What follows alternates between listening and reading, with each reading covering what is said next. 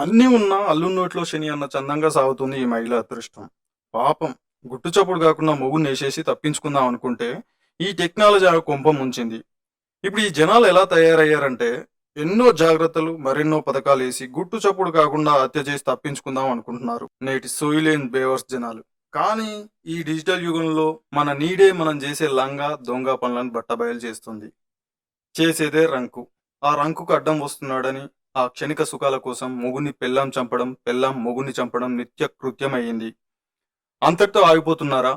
నవమాసాలు మోసి కడుపారాకని కండ్లారా పెంచిన కన్న పిల్లలను ఈ రంకు కోసం కడతీరుస్తున్నారు. కన్న తండ్రి తన పుట్టిన పిల్లలను చంపాడంటే ఆడొక కసాయి తండ్రి అని రెండు మాటలని ఉరిశిక్షో లేదా జీవిత ఖైదో వేస్తే దరిద్రం వదులుద్ది ఈ సమాజానికి. కానీ నవమాసాలు మోసిన తల్లులు కూడా క్షణిక సుఖాల కోసం పిల్లలను కడతీరుస్తున్నారు. ఇలాంటి ఘటనలు చూసినప్పుడు చిచ్చి ఈ పాపకార సమాజంలో మనం ఎందుకున్నాం రా అనిపిస్తుంది. వీడెవర్రా ఈ సోదంతా ఎందుకు చెప్తున్నాడని విసుక్కుంటున్నారా? సారీ అదే కథలోకి వస్తున్నా. ఓ సర్వపిండి ఆంటీ అమర ప్రేమ కథ గురించి మీకు వివరించడానికి మీ ముందుకు వచ్చాను ఈరోజు. అంతకంటే ముందు మన ఇది సంగతి ఛానల్ను సబ్స్క్రైబ్ చేసి ఆదరించండి. మరిన్ని ఆసక్తికర విషయాలను మీ ముందుకు తీసుకొస్తా. ఇది 21వ శతాబ్దం. ప్రేమ, బంధాలు, ఆప్యాయతల కన్నా లౌక్యం, స్వార్థం, కామం, క్షణిక సుఖాలే ఎక్కువైపోయిన కాలం. కరీంనగర్లో జరిగిన ఈ హత్య కథ వింటే ముక్కున వేలేసుకోవాలనిపిస్తుంది మీకు. ఒకవైపు భార్య భర్త కనిపించడం లేదంటూ కన్నీళ్లు పెట్టుకుంటూ వలవల ఏడ్చుకుంటూ పోలీసులకు ఫిర్యాదు చేస్తుంది. మరోవైపు అదే భార్య భర్త శవం కోసం వెతుకుతుంది. మళ్ళా మళ్ళా భర్త ఎక్కడున్నాడో కూడా ఆమెనే ఇన్వెస్టిగేషన్ చేసి పోలీసులకు సమాచారం ఇస్తుంది. యూట్యూబ్ లో చూసి భర్తను చెప్పిన ఈ గనురాలు అపర మేధావి గురించి ఈ వీడియోలో మీరు తప్పక తెలుసుకోవాల్సిందే. వీడియోని మాత్రం ఎక్కడ స్కిప్ చేయకుండా చూడండి. అదేంటో ఇప్పుడు ప్రజలందరూ అపరజ్ఞానులే, అందరూ ఐన్స్టీన్లే అయిపోయినరు. మనలో చాలా మంది సాధారణంగా యూట్యూబ్ చూసి ఏం నేర్చుకుంటామండి? వంటలు చేయడము, డ్రైవింగ్ చేయడం లాంటివో, లేకపోతే ఇంకేమైనా చదువుకు సంబంధించినవో, టెక్నికల్ సంబంధించిన అంశాలు నేర్చుకుంటాం. కానీ ఈ కథలో నాయకురాలు రమణి గారి గురించి చెప్పాలంటే అబ్బబ్బబ్బా, నెవర్ బిఫోర్ ఎవర్ ఆఫ్టర్. ఆమె యూట్యూబ్ చూసి భర్తను ఎలా చంపాలి అని మాత్రం నేర్చుకున్నారు. వాహ్, ఎంత గొప్ప పనో కదా. దాంట్లో పిహెచ్డికి చేయాల్సినంత రీసెర్చ్ చేసి మొత్తానికి చెవుల్లో పురుగుల మందు పోస్తే చనిపోతాడు అని తెలుసుకున్నారట. ఎంత గొప్ప పరిశోధన, ఏమి ప్రజ్ఞా పాఠవాలు. ఈమె తెలివితేటలు చూస్తే బహుశా అమెరికా వాళ్ళు కూడా అసూయ పడతారు. అంతెందుకు నోబెల్ ప్రైజ్ గ్రహీతలు కూడా కుళ్ళుకుంటారు కావచ్చు. ఆ యూట్యూబ్ లో సంపుడు వీడియోలు పెట్టిన తన్నాలని జనాలు తూర్పార పడుతున్నారంట. ఈ ముచ్చటిన జనాలు పార్టీ చేసుకుందామని పిలిచి మద్యం తాగించి మత్తు ఎక్కువైన తర్వాత చెవుల్లో గడ్డి మందు పోసి చంపాలని వాళ్ళ పరిశోధన ప్రకారం పన్నిన పన్నాగం. ఆ గడ్డి మందు తయారు చేసిన సైంటిస్ట్ కి తెలిస్తే ఉరేసుకొని వస్తాడు కావచ్చు. అప్పుల బాధలు తాళలేక నేను తయారు చేసింది తాగి ఆత్మహత్యలు చేసుకున్న రైతులు ఉన్నారు. కానీ ఇలా దూలెక్కి రంగు మొగుంతో కలిసి కట్టుకున్న చెవుల్లో, ముక్కుల్లో, ఇంకేమైనా నవరంధ్రాల్లో ఆ మందు పోసి కడతీర్చిన అపర మేధావి గురించి కనీసం కలలో కూడా ఊహించి ఉండడు ఆ సైంటిస్ట్. మరి ఇక అసలు ముచ్చటేందో చూద్దాం.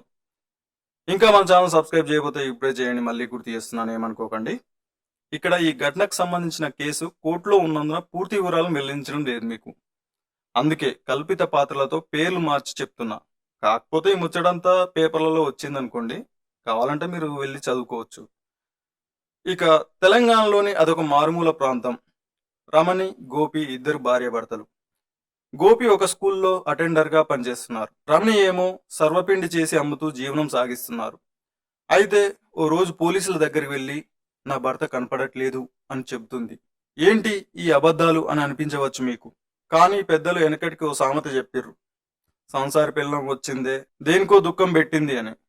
ఆ దేనికనేది మీరు కామెంట్ రూపంలో తెలిస్తే చేయండి, లేకపోతే సపుడుగా కూకోండి, నన్ను బదలం చేయకండి. అన్నట్టు కన్నీళ్లు కూడా రాని అదేదో ఏడుపుతో నేల మీద పడిన కన్నీళ్లు, ఆమె కన్నీళ్ల వెనుక కపటత్వం, మోసం తప్ప ఇంకేం కనిపించదు. రమణి గోపిని పెళ్లి చేసుకుని ఇద్దరు పిల్లలు కన్న తర్వాత కూడా ఆమె మనసులో ఏదో తెలియని విరహంతో కూడిన ప్రేమ ఉందనిపించింది.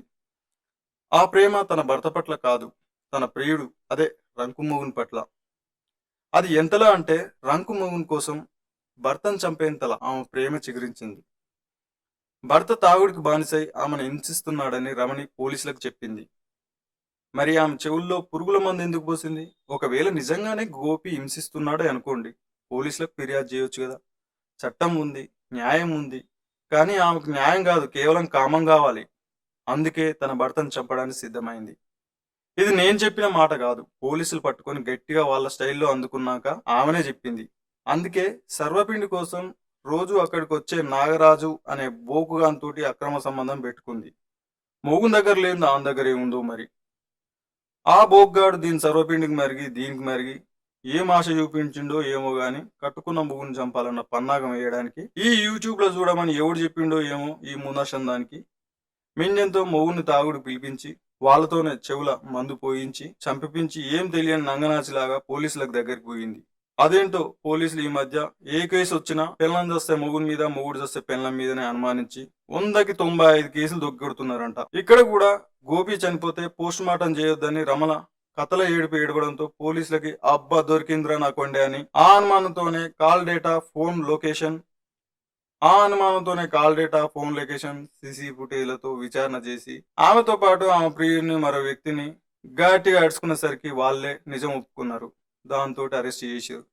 ఇక్కడ మనం ఒకటి గుర్తుపెట్టుకోవాలి. నేటి డిజిటల్ ప్రపంచంలో మనం చేసే ప్రతి కాల్, ప్రతి మెసేజ్ ఒక నీడలా మన కదలికలను, మన ఆలోచనలను రికార్డ్ చేస్తుంది. గోపి హత్య కేసులో కూడా రమణి తన భర్త కనిపించడం లేదని పోలీసులకు ఫిర్యాదు చేసినప్పుడు ఆమె కళ్ళలో నమ్మలేనితనం, కపటతనం పోలీసులు గమనించరు. కానీ సాక్ష్యం కావాలి పోలీసులకు. దానికోసమనే నేరుగా ఆమె ఫోన్ కాల్ డేటా వైపే చూసిరు. అదే ఫోన్ కాల్ డేటా తోటి రమణికి, నాగరాజుకు, మరో వ్యక్తి శ్రీనివాస ముగ్గురు మధ్య జరిగిన మెసేజ్లు, కాల్స్, హత్యకు ముందు, హత్యకు జరిగినప్పుడు, ఆ తర్వాత ఆ ముగ్గురు మధ్య అలుపెరుగని ఫోన్ సంభాషణను పట్టించింది. ఒక పక్క భర్తతో ప్రేమగా మాట్లాడిన రమణి మరో పక్క ప్రియుడితో కలిసి భర్తను చంపడానికి ప్లాన్ చేసుకుంది. ఇదంతా ఎవరికి తెలియదనుకుంది. ఎలా అంటే కళ్ళు మూసుకొని పిల్లి పాలు తాగింది అంటారు కదా. కానీ ఆ ఫోన్ కాల్ డేటా అన్ని బయట పెట్టింది.